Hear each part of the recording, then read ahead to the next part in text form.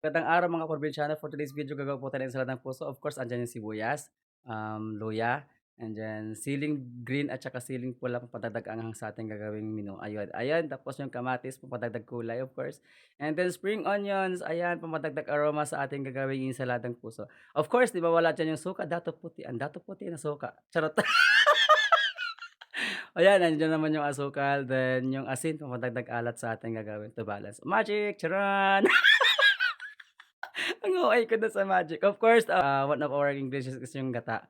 Coco Mama Milk, fresh gata from coconut. Agoy! Nilagay lahat yung ating mga ayun, mga minagic na mga ano, mga ingredients kasama na yung sibuyas, sili, bawang, ano pa nga, bawang, ba't may bawang? Wala palang bawang dun. Ang OA, ayun, spring onions, tsaka luya, ayan. Pero lahat na yan guys, nahugasan na yan, wag kayong OA. Kung ayaw niyo sa video ko, bahala ka magawa niyo kayong sarili niyong video. Agoy!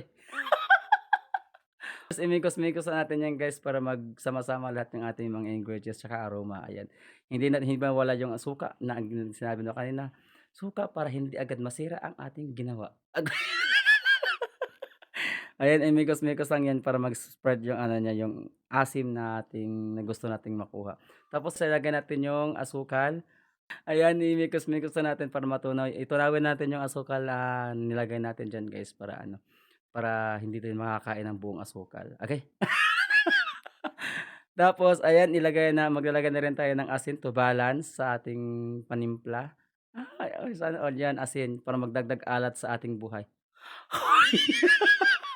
Grabe ngayon sa magdagdag alat sa ating buhay. Parang lahat ng panglasa nandito na, alat, anghang, tamis.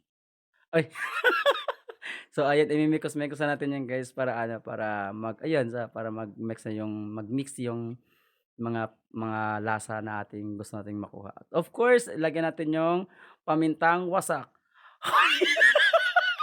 Grabe nga yan sa pamintang wasak, pamintang powder po yun guys, wala pa tayong pamintang wasak. Of course, paglagay natin kailangan nating halu-haluin ulit para ayan, para matunaw at saka of course to taste test, to test taste. Hala, makailang of course ako for today's video. Bahala ka diyan. Basta yun na yun. So ayun, so nakulangan ako sa alat ay nilagyan natin ng asin tapos ayan, haluin ulit para ano, para di man saka natin ilagay yung ating pinakuluang puso na piniga. Of course guys, kailangan nating pigain yung ano, puso na pinakulan kasi, nag-ano kasi nagiging watery kasi yan. Hay, ang OA mo dun sa watery. Hindi kasi ngayon, 'di ba 'pag once nabasa kailangan natin siyang pigain kasi 'pag hindi siya napiga, mabasa-basa siya. So ibig sabihin yung ano diyan, yung panglasa natin na ginawa or I mean yung panimpla na ginawa natin magiging ano siya, mag-iiba yung lasa. Tapos ayun, hahalo-haloin natin 'yan para manuot yung lasa ng ating mga panglasa, of course. Tapos ayan, sige mekos-mekos mo lang insan. Tapos para ano, para bago natin siya i-plating, hoy ang OA sa plating.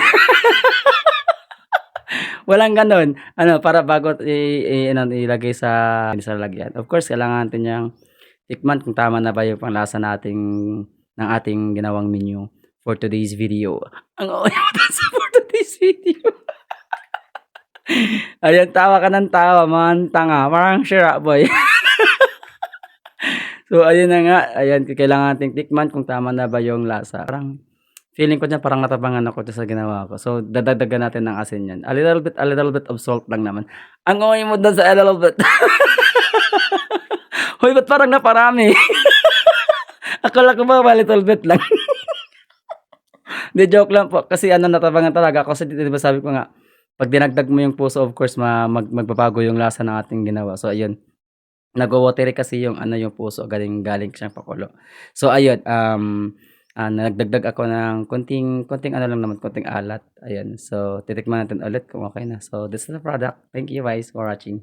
Mga unta, mga kaprobinsyano. Thank you.